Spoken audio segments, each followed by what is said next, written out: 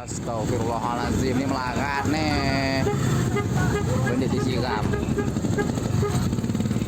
Bapak, unyai lalu. Nggak tinggal gigi ngagusi ya gini. Inilah video yang direkam oleh warga. Api dengan cepat melahap 2 unit ruko yang berada di Ranai, Natuna, Kepulauan Riau. Para warga langsung mengambil barang-barang yang dapat diselamatkan. Menurut warga, kebakaran bermula dari ruko yang menjual gorden hingga merembet ke ruko bakso Solo.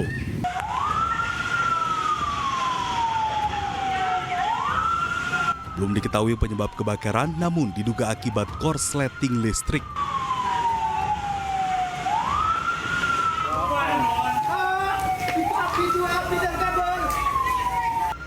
Sebanyak 30 personil dan 2 unit mobil damkar serta dibantu 1 unit mobil damkar dari TNI AL dan Basarnas juga BPBD Natuna turut memadamkan api.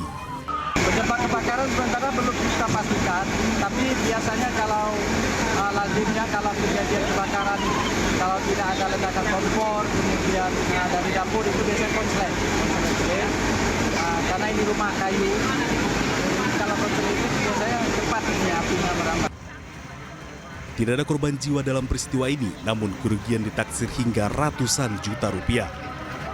Hingga kini petugas pemadam kebakaran masih melakukan proses pemadaman api. Dari Natuna, Alfi Al-Rashid, tim iNews melaporkan. Jatuh dari lantai 3 ruko, seorang nenek terpaksa dievakuasi petugas damkar di Tambora, Jakarta Barat. Korban diturunkan petugas secara manual menggunakan tandu. Santai, rilekin sini. Seorang nenek berumur 80 tahun terluka di sendi kakinya usai terjatuh di lantai 3 sebuah ruko di Jalan Bandengan Selatan, Tambora, Jakarta Barat. Karena tak bisa berjalan untuk pulang ke rumahnya, korban meminta bantuan petugas pemadam kebakaran. Petugas kemudian menggunakan tandu untuk membawa turun korban melalui tangga. Proses evakuasi dilakukan petugas dengan ekstra hati-hati karena pasien terus mengerang kesakitan. Setelah tiba di bawah, korban dipindahkan ke ambulans. Jadi dari ruko lantai 3 mau turun dibawa ke rumah awalnya, namun begitu melihat kondisinya orang tidak bisa berdiri dan kesusahan untuk ini, makanya saran dari anggota kami Dinas Pemadam, setelah kita turunkan melalui tandu basket dari lantai 3 ke lantai dasar, kami sarankan untuk lebih baik ke ambulan. Korban kemudian dibawa ke Rumah Sakit Atma Jaya Penjaringan, Jakarta Utara untuk penanganan lebih lanjut. Dari Jakarta, Miftahul Gani, iNews melaporkan. Seorang anak yang berkonflik dengan hukum terkait pembunuhan terhadap ayah dan neneknya mengirimkan surat kepada sang ibu yang kini masih dalam perawatan. Sementara kepolisian telah mengirimkan berkas acara pemeriksaan pelaku ke kejaksaan.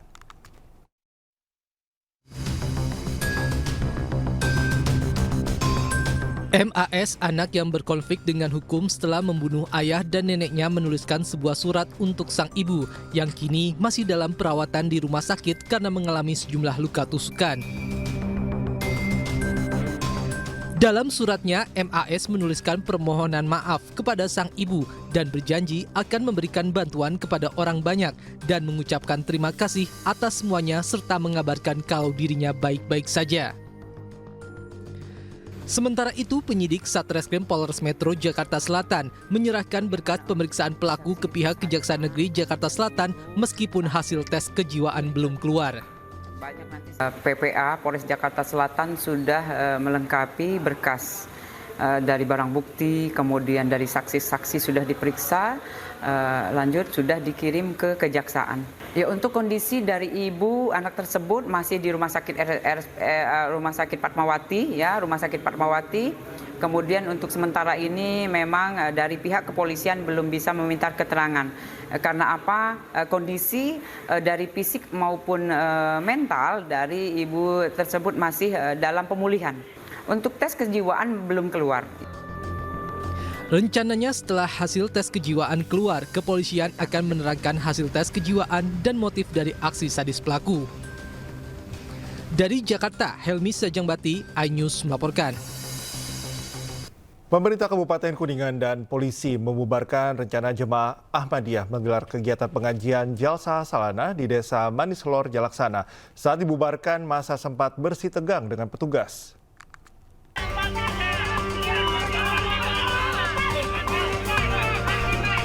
Ketegangan terjadi saat petugas gabungan dari kepolisian dan Satpol PP Kabupaten Kuningan mendesak agar jemaah Ahmadiyah yang ingin menggelar Jalsa Salana untuk tidak digelar. Ratusan massa yang sudah berdatangan ke lokasi berusaha meminta kepada aparat untuk tetap menggelar kegiatan tersebut. Bahkan sejumlah jemaah Ahmadiyah terlihat berteriak kepada petugas. Guna mencegah banyaknya jemaah Ahmadiyah yang datang dari berbagai lokasi, sejak Jumat pagi polisi melakukan berbagai penyekatan jalan agar rombongan jemaah Ahmadiyah tidak bisa menuju lokasi kegiatan. Pelarangan kegiatan jemaah Ahmadiyah sendiri dilakukan berdasarkan surat keputusan Gubernur Jawa Barat Pergub Jabar nomor 12 tahun 2011 tentang pelarangan aktivitas jemaah Ahmadiyah. Demi keamanan ya, kami tidak ingin ada hal-hal yang tidak diinginkan, makanya sampai hari ini kami masih melakukan pengamanan itu untuk semua rasa aman, kondusivitas, jangan sampai terjadi hal-hal yang tidak diinginkan kepada masyarakat kita di Kabupaten Kuningan. Bab 3 larangan tentang aktivitas jemaah Ahmadiyah, pasal 3 saya menyampaikan ayat 1, penganut, anggota dan atau anggota pengurus jemaah Ahmadiyah dilarang melakukan aktivitas dan atau kegiatan dalam bentuk apapun sepanjang berkaitan dengan kegiatan penyebaran, penafsiran dan aktivitas yang menyimpang dari pokok-pokok ajaran agama Islam. Meski sempat memanas, kegiatan tersebut akhirnya dibatalkan. Namun, alasan pembatalan pun dipertanyakan oleh pihak Ahmadiyah. Meski sudah dibatalkan, namun petugas gabungan masih berjaga di sekitar lokasi rencana digelarnya kegiatan di Desa Manislor, Jalaksana. Dari Kuningan, Jawa Barat, Miftahudin, iNews melaporkan. Pemirsa, polisi mengungkap kasus perampokan yang mengakibatkan 3 orang dalam satu keluarga meninggal dunia di Desa Pandantoyo, Kecamatan Ngancer, Kabupaten Kediri, Jawa Timur. Pelaku ternyata adik dari salah satu korban.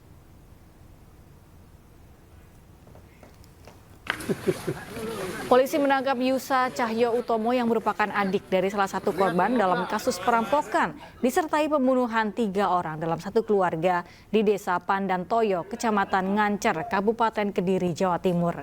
Tersangka terpaksa ditembak akibat melawan petugas saat akan diringkus.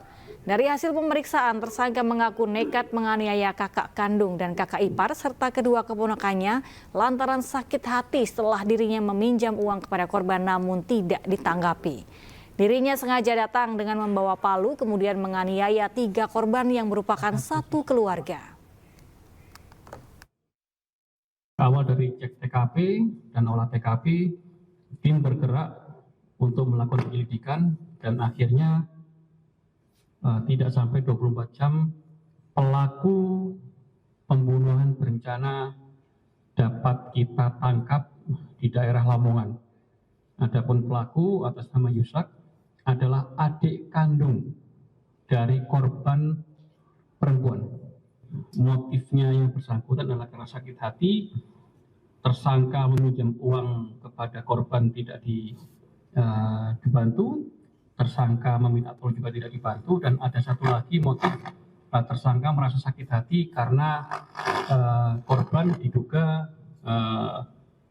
mengusir orang tuanya karena orang tuanya mau nikah lagi. Jadi korban saat ini sudah dikebumikan, untuk anaknya masih dalam proses perawatan intensif. Pemirsa, suasana duka menyelimuti sebuah gereja di Kecamatan Ngancar, Kabupaten Kediri, Jawa Timur, tempat ketiga korban perampokan disertai pembunuhan disemayamkan. Ketiga jenazah yang merupakan suami, istri, dan anaknya dimakamkan dalam satu liang kubur di pemakaman desa setempat.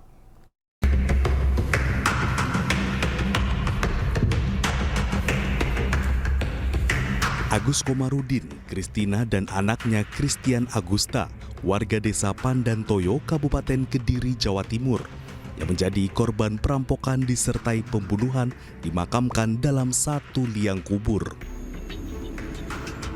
Sebelum dimakamkan, ketiga jenazah korban disemayamkan di gereja desa setempat. Beberapa kerabat tidak kuasa meneteskan air mata saat ketiga jenazah dimakamkan. Korban yang berprofesi sebagai guru dikenal ramah dan suka bergaul dengan siapapun. Namun korban juga pendiam dan tidak pernah bercerita jika ada masalah. Sementara korban sejak 2 hari lalu diketahui tidak datang ke sekolah karena izin mengikuti kegiatan di BKD Kabupaten Kediri. Dia itu orangnya pendiam, tapi baik, kesehariannya baik sekali. Waktu itu guru kelas 4. Terus infonya kan hari Rabu tidak masuk izin. Ada acara apa sih? Izin ada acara ke BKD. Namun temannya yang ikutan sama acara itu kok nggak ada. Yang bersangkutan nggak ada di sana, terus menelpon ke SD saya. Katanya, Pak Agus gimana kok nggak kesini? Jawaban temannya nanti saya hubungi. Sementara keluarga dan orang tua korban belum bisa dimintai keterangan karena masih syok dan trauma. Sedangkan putra korban yang selamat masih dalam perawatan intensif di Rumah Sakit Bayangkara Kota Kediri.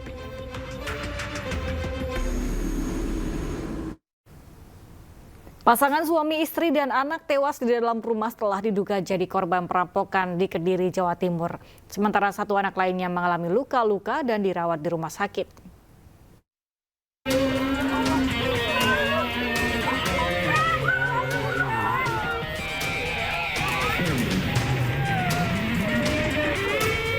Petugas Inafis Polres Kediri, Jawa Timur mengevakuasi 3 jenazah dan seorang anak dalam keadaan kritis yang merupakan satu keluarga dari dalam rumah di Desa Pandantoyo, Kabupaten Kediri, Jawa Timur. Diketahui 3 korban tewas yang diduga akibat pukulan benda tumpul itu adalah Agus Komarudin dan Kristina, pasangan suami istri berprofesi sebagai guru SD dan anaknya Christian Agusta. Sementara itu 1 korban luka Samuel Putra, anak korban tewas, telah dibawa ke Rumah Sakit Bayangkara dan mendapatkan perawatan intensif. Dugaannya para korban mengalami kekerasan fisik, pukulan benda tumpul. Bagian apa aja? Nanti kita jelaskan setelah hasil otopsi keluar. Oke. Ada barang apa saja yang hilang, Dan? Dari hasil olah TKP ada mobil yang hilang dan beberapa barang lainnya yang hilang. Diketahui sebelumnya peristiwa itu terkuak setelah sejumlah guru tempat korban mengajar mendatangi rumah korban. Hal itu dilakukan karena korban tidak bisa dihubungi dan 1 hari tidak mengajar. Namun sesampainya di rumah korban, mereka terkejut saat melihat kondisi 3 korban sudah tidak bernyawa, sementara 1 korban lainnya masih hidup dengan sejumlah luka. Dari Kabupaten Kediri, Jawa Timur, Afnan Subagio, iNews melaporkan. Dituduh melawan saat ditangkap, seorang pria terduga pelaku kasus pencurian di Lampung Timur tewas ditembak oknum polisi. Miris kejadian tersebut terjadi di hadapan istri dan anaknya hingga menimbulkan trauma mendalam.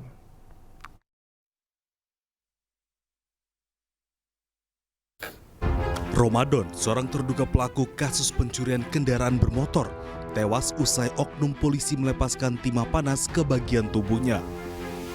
Peristiwa tersebut terjadi saat polisi menangkap Ramadan di kediamannya di Desa Batu Badak, Kabupaten Lampung Timur, akhir Maret 2024 lalu. Sebelumnya diketahui saat penangkapan, pria itu dituding melakukan perlawanan dengan senjata api miliknya. Sehingga oknum polisi mengaku terpaksa menembak terduga pelaku meskipun di hadapan anak dan istrinya. Tuduhan tersebut dibantah oleh pihak keluarga. Sakdiah, istri korban, menjelaskan Ramadan ditembak seketika saat dirinya akan menuju ruang tamu dan berpapasan dengan petugas kepolisian usai memperbaiki sandal di ruang tengah rumahnya. Ma, bantuin, gini lagi, rangkul lagi. Ini saya berdarah semua baju saya waktu itu. Habis itu lepas dari tangan saya, dia diseret ke depan situ. Saya kejar lagi, diseret sama polisi lagi. Sama 2 polisi itu ke depan. Habis nyampe depan saya rangkul lagi suami saya. "Ma, tolong saya, Ma," katanya gitu. Saya pegang lagi tangannya. Habis itu gini katanya, langsung lemas, dia lepas tangannya, saya pegang. Ya bangun ya, nggak bangun lagi, diseret sampai mobil. Terkait peristiwa itu, pihak keluarga bersama dengan tim penasihat hukum dari LBH Badar Lampung telah melayangkan aduan ke Divisi Propam Mabes Polri dengan 5 pihak sebagai terlapor. karena LBH Bandar Lampung mendapatkan pengaduan dari istri dan keluarganya, selanjutnya kita melakukan pengaduan ke Propam Mabes Polri. Dan prosesnya hari ini keluarga sudah dilakukan pemeriksaan dan terakhir Propam Mabes Polri juga telah mengirimkan surat perkembangan terhadap hasil pemeriksaan yang dilakukan dan ditemukan adanya dugaan pelanggaran etik. Keluarga pun berharap akan ada keadilan yang didapat pihak korban. Terlebih kejadian tersebut juga turut membuat kedua anak perempuannya yang berusia 7 dan 14 tahun mengalami trauma mendalam. Dari Lampung Timur, Lampung, Tinus Tristanto, iNews melaporkan. Dalam sebulan terakhir, sejumlah aksi kekerasan telah dilakukan oleh oknum polisi di berbagai wilayah, mulai dari tembak rekan hingga bunuh ibu dengan tabung gas.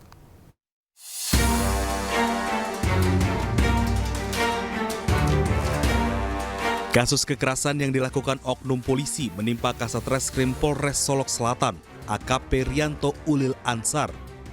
AKP Rianto tewas setelah ditembak Kabak Ops Polres Solok Selatan, AKP Dadang Iskandar. Korban mengalami luka tembak kepala sebelah kanan. Jenazah almarhum Kompol Anumerta Rianto Ulil dimakamkan secara kedinasan di Taman Makam Siri Napase, Kecamatan Biringkanaya, Makassar, Sulawesi Selatan. Aibda R menembak siswa SMK inisial GR hingga tewas di Jalan Simongan, Semarang, Jawa Tengah. Pelaku disebut tak terima karena dipepet hingga akhirnya menembak korban. Dari hasil pemeriksaan sementara, Aibda R melanggar pasal 338 dan 351 KUHP tentang menghilangkan nyawa orang lain. Sementara terkait pelanggaran kode etik dalam penyalahgunaan senjata api masih dilakukan pemeriksaan. Sementara itu di Bogor, Jawa Barat, seorang oknum polisi yang bertugas di Polres Bekasi Polda Metro Jaya tega menganiaya ibu kandungnya hingga tewas dengan menggunakan gas 3 kg. Usai aniaya ibu kandungnya hingga tewas, pelaku sempat kabur hingga akhirnya petugas Satpropam Polres Bogor berhasil menangkap pelaku berinisial N alias Ucok di kediamannya di Jelengsi, Kabupaten Bogor, Jawa Barat. Kini pelaku telah menjalani proses hukum dan kode etik. Pemirsa, rekapitulasi tingkat kota di Jakarta telah selesai digelar. Hasilnya, pasangan calon gubernur dan wakil gubernur Jakarta nomor urut 3 Pramono Anung Rano Karno unggul di seluruh wilayah pemilihan.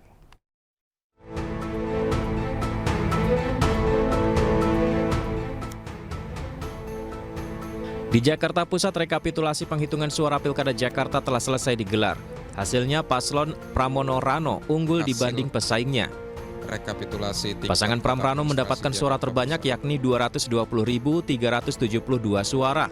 Sementara paslon nomor urut 1 Ridwan Kamil Suswono berada di posisi kedua dengan raihan 152.235 suara. Dan disusul paslon nomor urut 2 Dharma Pongrekun Kunwardana sebanyak 44.865 suara. Tadi sudah kita saksikan bersama, semua paslon melalui saksinya sudah menerima hasil yang sudah juga diikuti rekapitulasi dari tingkat KPPS, PPK di kecamatan maupun di tingkat kota administrasi. Di Jakarta Barat, hasil rekapitulasi dari 8 kecamatan menetapkan paslon Cagup dan Cawagup Jakarta nomor urut 3 Pramono Anung Rano Karno unggul dengan perolehan suara tertinggi, yakni sebanyak 500.738. Selain di Jakarta Barat, pasangan Pramono Anung Rano Karno juga unggul di Jakarta Timur dengan 635.170 suara. Pasangan Pramono Rano unggul di 9 kecamatan kecuali di Pasar Rebo.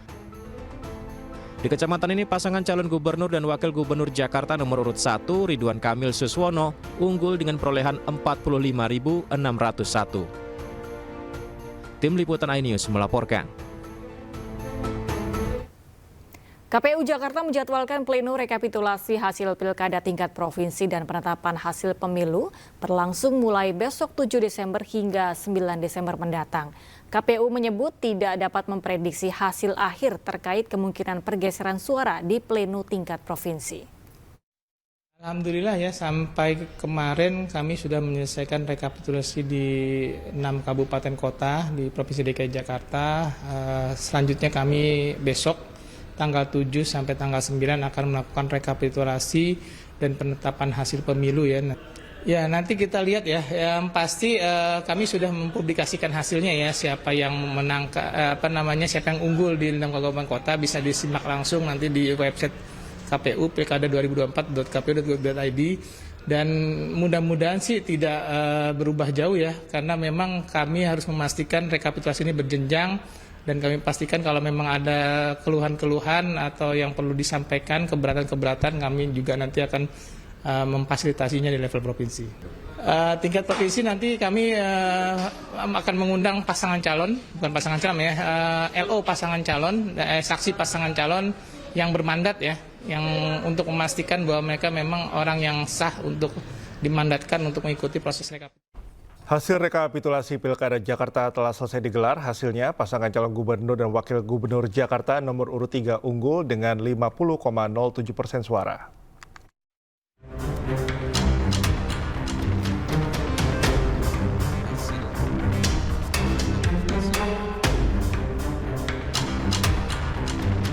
Dalam hasil rekapitulasi suara Pilkada Jakarta, pasangan calon gubernur nomor urut 1 mendapatkan 1.718.160 atau 39,41% suara.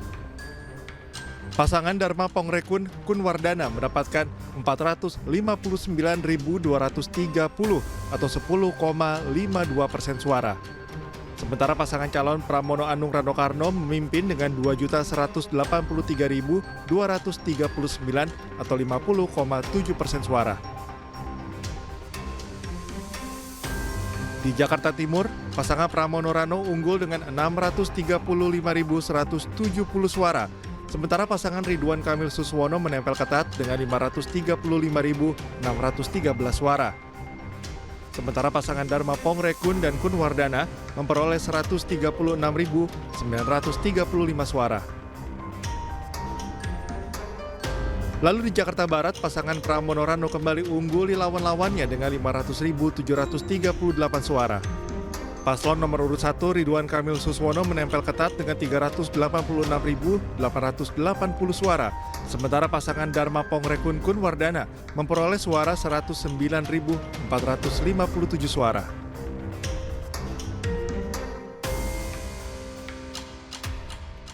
Di Jakarta Selatan, pasangan Pramono Rano unggul dengan perolehan 491.017 suara.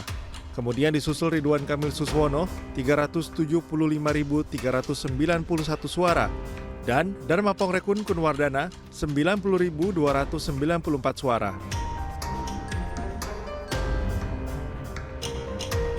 Untuk Jakarta Utara, Pramono Rano Karno memperoleh 328.486 suara.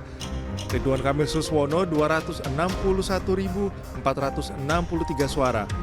Dan Dharma Pongrekun Kunwardana 77.026 suara.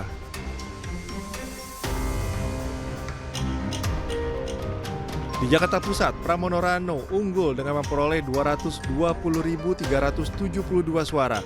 Disusul Ridwan Kamil Suswono 152.235 suara. Dharma Pongrekun Kunwardana 44.865 suara. Di Kepulauan Seribu, Pramono Rano meraih 7.456 suara. Ridwan Kamil Suswono 6.578 suara. Dan Dharma Pongrekun Kunwardana 653 suara. Video viral Miftah Maulana yang diduga mengolok-olok penjual es teh berbuntut panjang hingga akhirnya Miftah menyatakan mundur dari jabatannya sebagai utusan khusus Presiden. Es tehmu di oke ra? Masih, yo kono didok.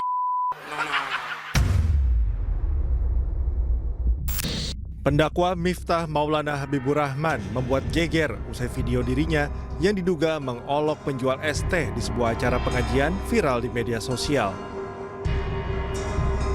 Momen ini membuat publik geram saat seorang penjual es teh yang berdiri di antara jemaah tiba-tiba ditegur oleh Miftah Maulana dari atas panggung.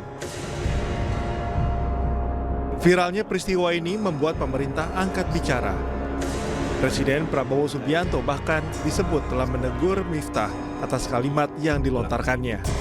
Presiden sudah memberikan teguran kepada yang bersangkutan melalui Sekretaris Kabinet untuk segera meminta maaf kepada Bapak Son Haji yang mungkin saja dan sangat mungkin terluka perasaannya karena kejadian kemarin. Usai viral dan mendapat teguran Presiden, Miftah mendatangi rumah penjual es Son Haji untuk meminta maaf. Namun meski telah meminta maaf, publik mendesak agar Miftah dicopot dari jabatannya sebagai utusan khusus Presiden. Warganet ramai menyerbu kolom komentar di akun Instagram pribadi Presiden Prabowo Subianto. Mereka menuntut pemecatan Miftah karena tindakannya dianggap tak sesuai dengan jabatan yang diembannya. Bahkan petisi untuk mencopot Miftah dari jabatan utusan khusus Presiden ramai diminta publik melalui laman change.org. Polemik tak berhenti di sini. Sejumlah netizen juga mulai mencari jejak digital Miftah yang diduga tidak menunjukkan etika yang baik. Hingga akhirnya, pada hari Jumat, Miftah Maulana Habibur Rahman mengumumkan pengunduran dirinya dari jabatan utusan khusus Presiden bidang kerukunan beragama dan pembinaan sarana keagamaan.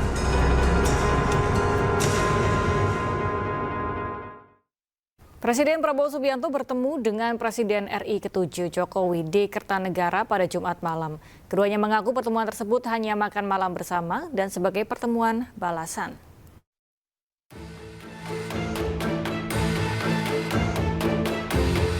Presiden Prabowo Subianto makan malam bersama dengan Presiden RI ke-7 Joko Widodo di Kertanegara, Jakarta Selatan.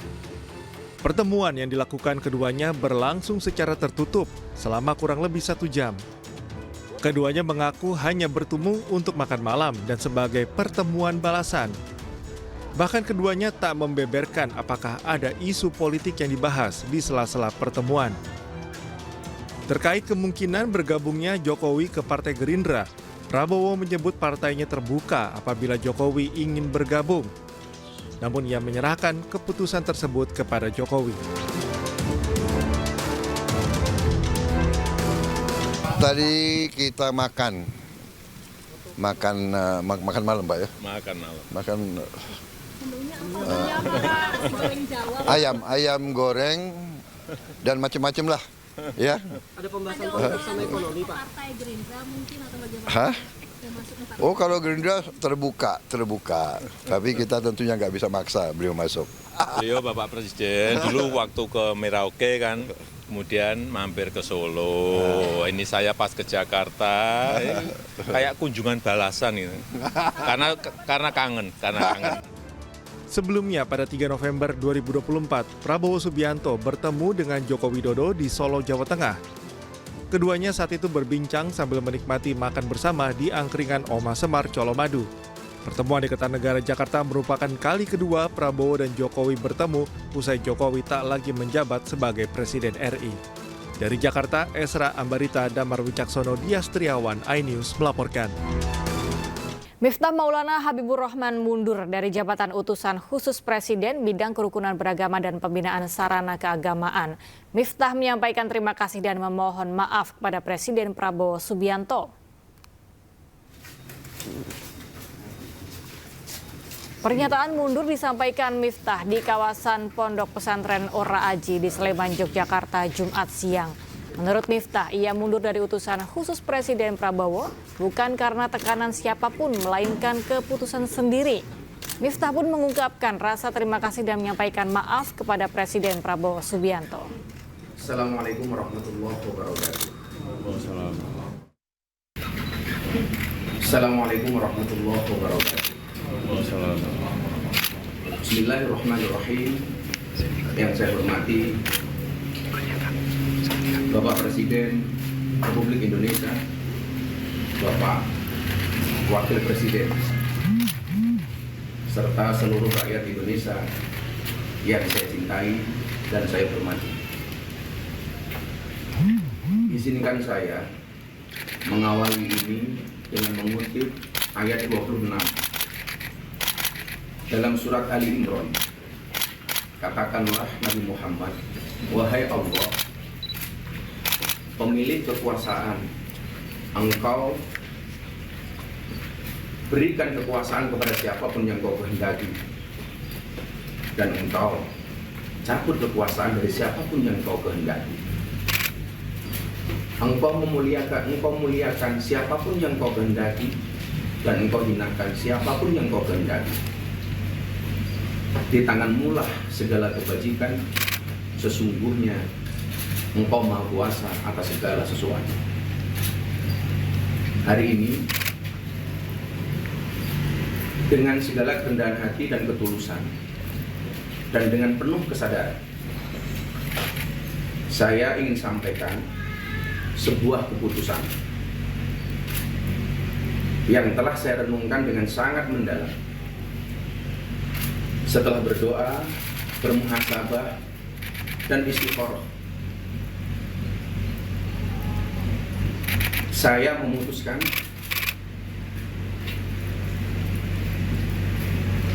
untuk mengundurkan diri dari tugas saya sebagai utusan khusus Presiden bidang kerukunan beragama dan pembinaan sarana keagamaan. Keputusan ini saya ambil bukan karena ditekan oleh siapapun, bukan karena permintaan siapapun, tetapi keputusan ini saya ambil karena rasa cinta, hormat, dan tanggung jawab saya yang mendalam kepada Bapak Presiden Prabowo Subianto serta seluruh masyarakat. Sekali lagi saya ulangi, keputusan ini saya ambil bukan karena ditekan oleh siapapun, bukan karena permintaan siapapun, tapi semata-mata keputusan ini saya ambil karena rasa cinta, hormat, dan tanggung jawab saya sangat mendalam kepada Bapak Presiden Prabowo Subianto serta seluruh masyarakat Indonesia. Presiden Prabowo menanggapi pengunduran diri utusan khusus Presiden bidang kerukunan beragama dan pembinaan sarana keagamaan Miftah Maulana merupakan bentuk dirinya mengakui kesalahannya setelah dianggap menghina tukang es manis atau es teh. Presiden menganggap pengunduran dirinya sebagai tindakan kesatria. Saya sendiri belum lihat langsung ke bidang laporan, beliau ada mengundurkan diri.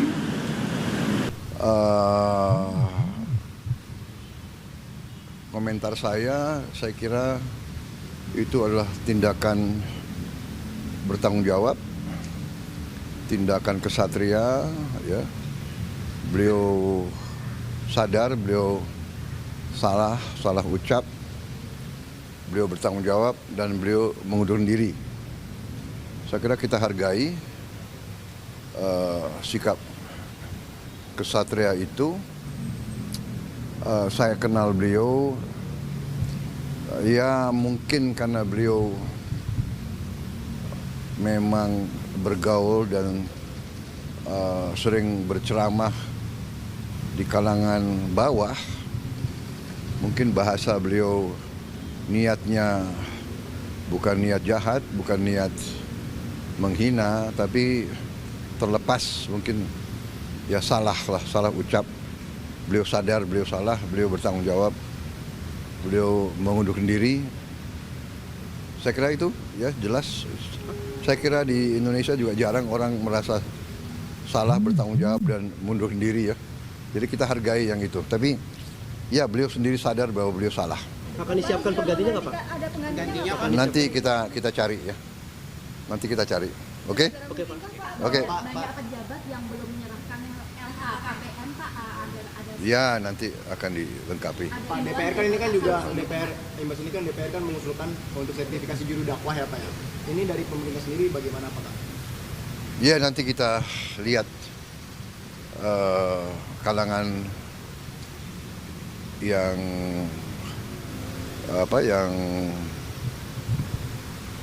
mengerti masalah ini semua, nanti mungkin mereka akan kasih masukan ya. Majelis ulama, kalangan-kalangan dari ormas-ormas keagamaan dan sebagainya, nanti kita minta pendapat mereka. Oke? Terima kasih ya. Sejumlah warga yang terlibat dalam sengketa lahan seluas puluhan are di kawasan Dalung, Kabupaten Badung mendatangi kantor DPW Partai Perindo di Denpasar, Bali. Sebagai bentuk kepedulian, Partai Perindo resmi memberikan bantuan hukum setelah mempelajari dokumen dan bukti-bukti yang ada.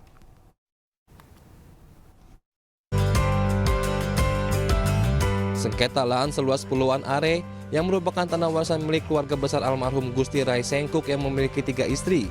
Berdasarkan dokumen ahli waris, seharusnya dibagi merata. Namun permasalahan muncul ketika sejumlah bidang tanah, termasuk tanah seluas 19 are yang berlokasi di Dalung, disertifikatkan atas nama salah satu ahli waris tanpa persetujuan pihak keluarga lainnya. Tanpa sepengetahuan saudara yang lain, kok tiba-tiba dia punya sertifikat atas nama berdua. Itu. Yang satu lagi itu saudara kandung dari ayah saya, itu Gusti Rayoke, dimasukkan ke dalam sisilah mereka, itu saudara kandung dari Mr. Witano, Stinggrah Witano. Begitu, itu sudah jauh menyimpang. Setelah kasus ini dipelajari dan berdiskusi dengan tim, termasuk Badan Advokasi Hukum dan HAM DPW Partai Perindo Bali, akhirnya memutuskan untuk memberikan bantuan hukum. Khususnya diberikan penugasan kepada Pak Ruben Rutersang untuk membantu permasalahan dari I Gusti Ketut Suwarnadi tersebut. Semoga apa yang kita bisa berikan, mereka bisa mendapatkan keadilan sebaik-baiknya. Kami sudah ada upaya hukum, yaitu melaporkan ke Polda masalah 2 kasus, yaitu yang pertama masalah pemalsuan pasal 263 KUHP, terus yang kedua itu menghilangkan asal-usul. Keterlibatan Partai Perindo dalam sengketa tanah warisan ini diharapkan dapat menciptakan keadilan bagi kedua belah pihak. Dari Denpasar, Bali, Agus Sugiana, iNews melaporkan. MNC Peduli terus konsisten memenuhi kebutuhan gizi yang baik terhadap anak dan ibu hamil melalui program Generasi Cerdas Anak Bangsa. Kali ini MNC Peduli memberikan ratusan ikan lele untuk anak-anak di Kampung Cileteh, Girang, Desa Wates Jaya, Kabupaten Bogor, Jawa Barat.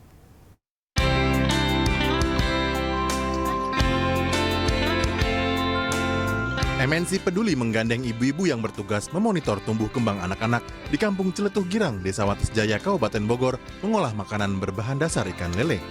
Ikan lele yang diberikan ini merupakan hasil dari salah satu program pengolahan limbah makanan organik MNC Peduli. Bersama ibu-ibu di Kampung Ciletuh Girang, tim MNC Peduli membuat masakan sehat dan bergizi tinggi yang kemudian diberikan kepada anak-anak setempat. MNC Peduli menyalurkan bantuan berupa ikan lele untuk anak-anak di RW 4 Kampung Ciletuh Girang, khususnya umumnya untuk Desa Wates Jaya lah. Jadi terus mengasih bantuan, memperhatikan untuk pertumbuhan anak-anak supaya tahun 2045 bebas dari stunting. Program Generasi Cerdas Anak Bangsa MNC Peduli ini mendapat sambutan hangat warga yang menaruh harapan agar bantuan makanan bergizi terus dilanjutkan. Saya dari ibu, terus buat makan anak, buat menambah gizi isi anak. Semoga MNC bisa memperhatikan lagi anak-anak dengan memberi makanan yang bergizi. Ikan lele yang diberikan MNC Peduli merupakan hasil panen program biokonversi limbah organik menjadi pakan ikan di kawasan MNC Center. Dari Bogor, Jawa Barat, Wildan Hidayat, iNews melaporkan. Dalam beberapa tahun terakhir, penyakit kritis semakin sering menyerang kelompok usia produktif yang menjadi penyebab kematian. Untuk itu diperlukan perlindungan kesehatan dan finansial yang bermanfaat untuk masyarakat.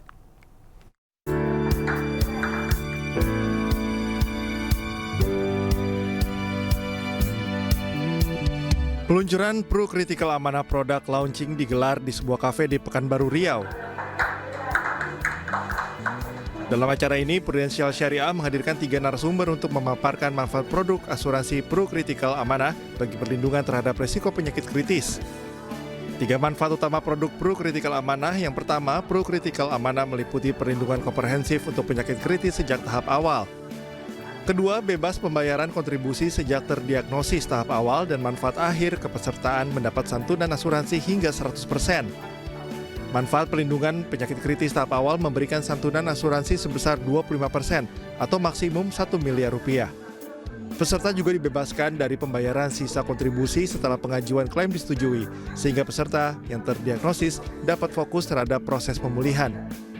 Produk ini juga menyediakan perencanaan yang memberikan manfaat akhir kepesertaan hingga mendapat 100% santunan yang akan diterima peserta pada usia 85 tahun, dan manfaat ini dapat digunakan untuk kelangsungan hidup di masa depan.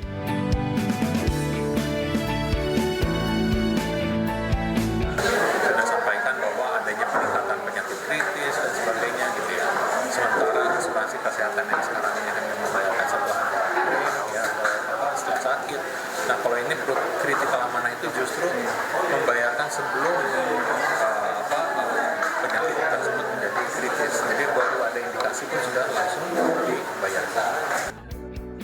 Prudensial Syariah mulai beroperasi sejak 2022 sebagai hasil proses pemekaran usaha melalui perusahaan unit usaha syariah PT Prudensial Life Assurance.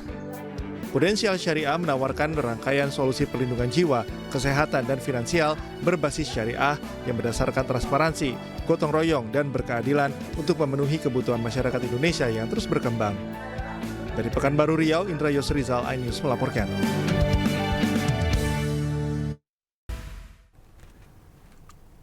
Masih di iNews Pagi bersama saya Cika Mutazam dan rekan Galuh Pandu. Dan pemirsa, demikian tadi adalah berita pilihan dalam iNews Pagi hari ini. Dan kita ke informasi berikutnya. Pendamping korban mengungkap Agus buntung menggunakan mantra saat melecehkan korbannya. Selain itu, Agus juga membawa korbannya ke penginapan dengan dalih untuk mandi suci. Cuman kita nggak bisa ngapa-ngapa. Pendamping korban Agus buntung MA, Andre Saputra, mengungkap sejumlah modus yang dilakukan Agus terhadap korbannya. Salah satunya dengan cara mengancam korban supaya tidak berteriak meminta pertolongan. Selain itu, Andre juga menyebut korban dibawa ke penginapan karena disebut akan disucikan Agus. Pelaku meminta korban untuk diantarkan langsung ke homestay karena tadi kamu harus disucikan atau dimandi junub. Kemudian dibawalah ke homestay itu. Kemudian korban nanya kenapa saya dibawa ke sini. Nah, pada saat itu korban curiga kenapa pihak dari homestay tidak mencegah atau berpikir kenapa saya bersama pelaku di sini gitu. Jadi ketika korban mengeluarkan uangnya untuk membayar kamar tadi itu, resepsionis tidak ada, pihak homestay tidak ada mempertanyakan kenapa mereka datang berdua.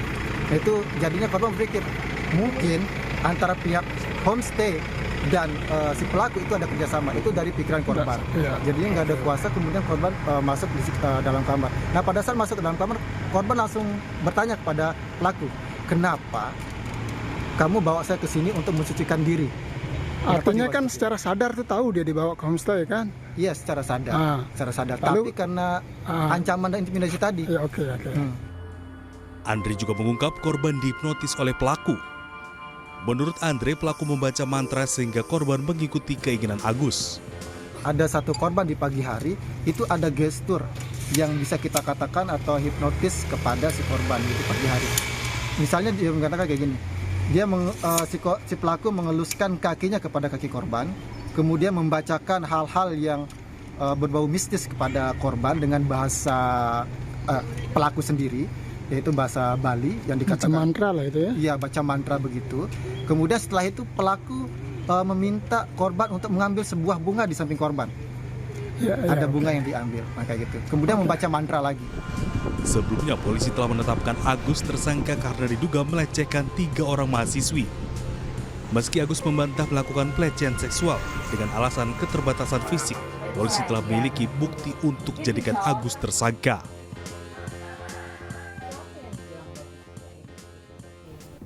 Polisi masih terus menyelidiki kasus pencabulan yang diduga dilakukan oknum guru pondok pesantren terhadap 20 santriwati di Kabupaten Maros, Sulawesi Selatan.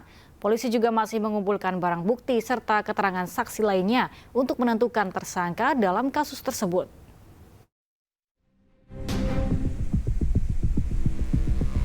Seperti inilah suasana salah satu pondok pesantren di mana sempat terjadi dugaan kasus pencabulan yang dilakukan oleh oknum guru terhadap 20 santriwati di Kabupaten Maros, Sulawesi Selatan. Lokasi pondok pesantren tersebut berada di tengah permukiman warga. Namun, aktivitas belajar mengajar oleh guru maupun santri tetap berjalan normal pasca kejadian tersebut. Sementara itu, aparat Satreskrim Polres Maros masih terus melakukan penyelidikan dan masih membutuhkan tambahan keterangan dari sejumlah saksi lainnya. Polisi juga masih mengamankan terlapor, pria berinisial AH berusia 40 tahun yang dilaporkan oleh orang tua santriwati ke unit PPA Polres Maros untuk dilakukan pemeriksaan lebih lanjut.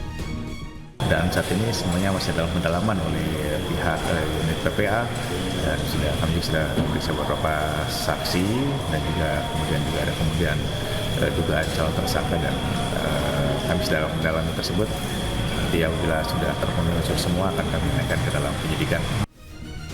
Sebelumnya oknum guru pondok pesantren diduga mencabuli 20 santriwati saat mengikuti tugas hafalan di salah satu pesantren di Kabupaten Maros, Sulawesi Selatan. Dari Kabupaten Maros, Sulawesi Selatan, Wahyu Ruslan, iNews melaporkan. Polisi berhasil menangkap 3 penjual beragam produk yang sudah kadaluarsa melalui e-commerce di Bekasi, Jawa Barat. Dalam menjalankan aksinya, para pelaku merubah kode kadaluarsa di kemasan sebelum dijual ke pasaran.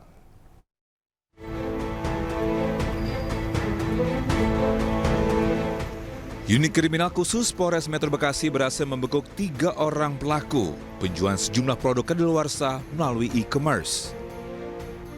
Ketiga pelaku, RH sebagai pemilik sekaligus menyiapkan dan menjual produk kadaluarsa, MJ dan AS sebagai karyawan yang menyiapkan produk yang dijual.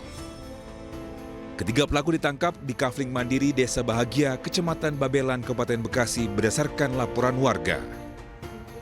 Berbagai produk kadaluarsa yang dijual mulai dari produk bayi, produk kesehatan dan bayi, produk kosmetik, produk alat kebersihan, dan produk alat kontrasepsi. Sudah melakukan tindak pidana ini selama 1 tahun 6 bulan. Dimulai dari sekitar bulan Juni tahun 2023 sampai dengan November 2024. Dalam 1 hari pelaku bisa menjual sekitar 100 barang berbagai macam produk yang sudah ada luar ini dijual oleh e-commerce dengan akun foto harganya antara 10.000 per barang sampai 20.000 per barang.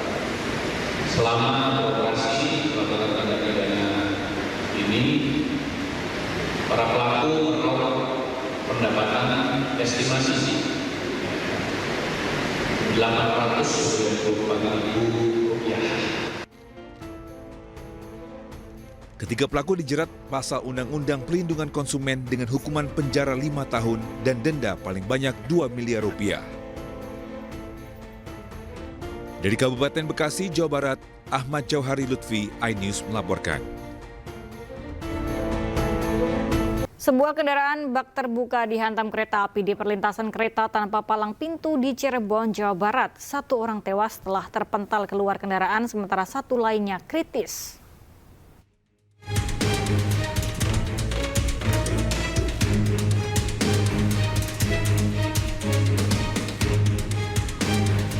Kecelakaan maut terjadi di perlintasan tanpa palang pintu Desa Bandengan, Kecamatan Mundu, Kabupaten Cirebon, Jawa Barat, Jumat sore. Sebuah kendaraan bak terbuka melintasi rel, kemudian dihantam kereta api yang melaju kencang dari arah Jawa menuju Jakarta. Kendaraan berpenumpang 2 orang ini terseret sejauh 50 meter sebelum akhirnya terhempas ke parit. Akibat kejadian ini, pengemudi tewas di lokasi. Sementara penumpangnya kritis dengan luka parah di sejumlah anggota tubuh. Mobilnya arah dari perempatan Bandengan, arah Luwung. Iya. Arah sini berarti iya, Pantura ya. Ke Luwung. Oh, Itu sempat diingatkan nggak, Mas? Jadi udah nggak keburu saya ngingetinnya, jadi saya cuma teriak aja. Jadi teriak, kalau maju, kalau mundur gitu. Terus udah kepala udah lewat sedikit, hajar langsung jebret. Itu sempat mati mesin atau enggak itu? Posisi masih nyala. Masih nyala. Kecelakaan pun mesin masih nyala. Petugas yang tiba di lokasi melakukan olah tempat kejadian perkara dan memeriksa sejumlah saksi. Jenazah korban kemudian dievakuasi ke Rumah Sakit Gunung Jati, Cirebon. Dari Cirebon, Jawa Barat, Toy Skandar, iNews melaporkan. Seorang pria yang berprofesi sebagai pengrajin batu bata di daerah Palembayan, Kabupaten Padang Pariaman, Sumatera Barat tewas tertimbun longsor. Korban tertimbun saat mengambil tanah di tebing perbukitan. Kini jasad korban berhasil dievakuasi petugas ke puskesmas terdekat.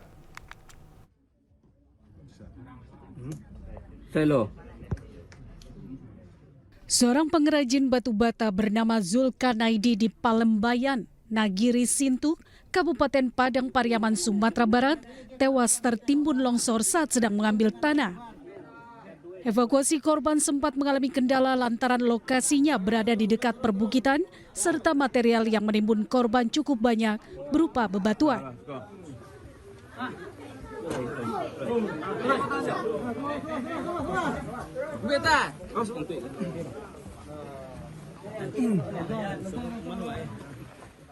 Evakuasi berlangsung selama beberapa jam setelah tim SAR dari BPBD, TNI, Polri, dan masyarakat turut melakukan pencarian.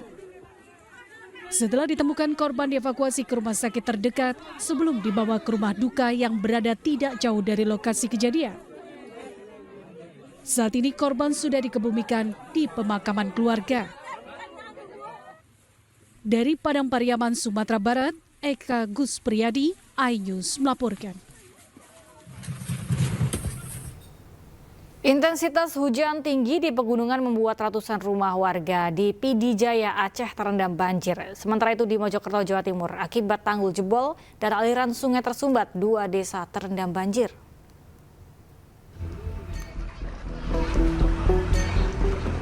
Banjir setinggi 50 cm merendam ratusan rumah warga di Desa Blangkuta, Desa Sunong, dan Desa Babakreng, Kecamatan Bandar 2 Ulegli, Kabupaten Pidi Jaya, Aceh. Peristiwa ini terjadi akibat intensitas hujan tinggi di pegunungan sejak sepekan terakhir hingga membuat daerah aliran sungai meluap ke permukiman warga. Naik tadi malam. Sampai sekarang. Berapa ketinggian air di jalan kira-kira? Tidak hanya merendam rumah warga, banjir juga merendam jalan kabupaten di Pidi Jaya hingga membuat aktivitas warga lumpuh. Bahkan sebagian warga yang nekat menerobos banjir kendaraannya mengalami mogok mesin.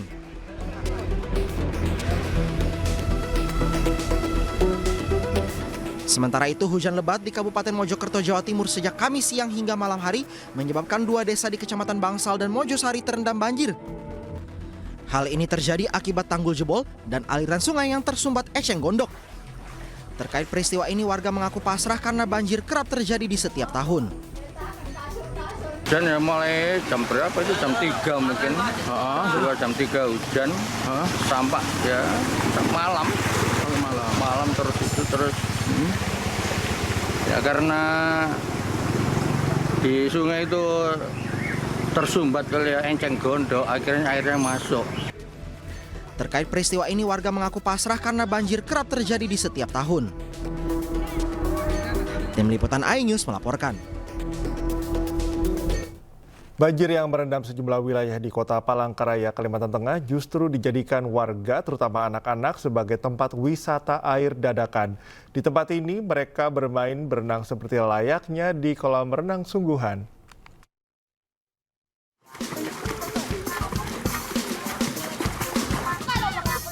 Bencana banjir sepertinya berubah menjadi berkah bagi warga yang ada di jalan utama komplek permukiman Jalan Anoy, ujung Palangkaraya, Kalimantan Tengah. Lantaran hampir setiap musim penghujan datang, warga terutama anak-anak memanfaatkannya sebagai tempat bermain air, seperti berenang layaknya di kolam renang.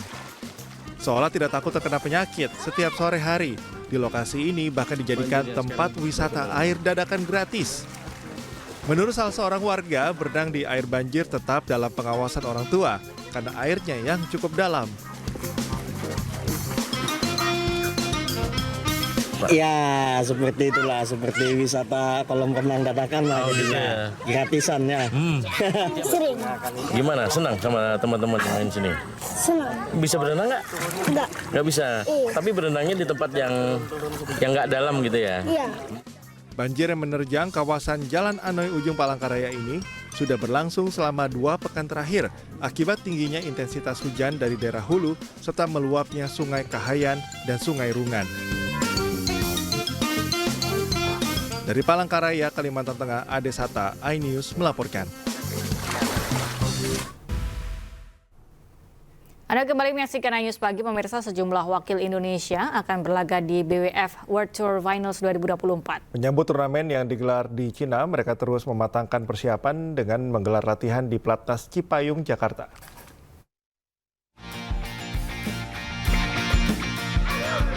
Sejumlah wakil Indonesia akan berlaga di BWF World Tour Finals 2024. Menyambut turnamen yang digelar di Hangzhou, China, mereka terus mematangkan persiapan dengan menggelar latihan di Platnas Cipayung, Jakarta. Sejumlah pemain menambah porsi latihan mereka dan fokus pada permainan. Ya, alhamdulillah ya, persiapan untuk di World Tour Final ini sudah cukup baik ya, tinggal menjaga kondisi dan menyiapkan mentalnya aja untuk menghadapi World Tour Final ini. Yang pasti semuanya ya, strateginya dari segi kekuatannya, fisik, mental ya, semuanya penting ya menurut saya, karena di World Tour Final ini yang pasti 8 pasang terbaik dalam 1 tahun kan. Mereka juga performanya juga lagi banyak yang naik, yang pasti kita harus terus waspada. Ya, persiapan lumayan baik. Tergantung kita bagaimana di sana ya, bagaimana jaga kondisinya, bagaimana kita kemauan untuk menangnya itu. Nomor putra masih menjadi harapan Indonesia di BWF World Tour Finals 2024, mengingat nomor ini memiliki performa yang cukup meyakinkan dalam beberapa turnamen terakhir. Peluang ya, peluang kita lihat juga kan kalau World Tour Final dari masing-masing satu diambil 8 ya, yang terbaik. Nah, kita juga melihat dari masing-masing sektor dari negara lain juga kesempatan kita di tunggal putra juga ada di situ ya, di ganda putra. Bahkan kemarin juga kita sama Fajar semangatnya yang luar biasa. Ini kesempatan terakhir, eventnya juga besar lah ya. Kalau hadiah sih nggak usah disebut lah ya, ini luar biasa ya. Tetapi bagaimana peluang-peluang tadi saya rasa di tunggal putra, di ganda putra ini juga sangat baik ya. Dalam turnamen akhir musim ini, Indonesia mampu mengirimkan 6 wakil. Keenamnya akan berjuang di turnamen yang digelar pada 11 hingga 15 Desember mendatang. Dari Jakarta, tim liputan iNews melaporkan.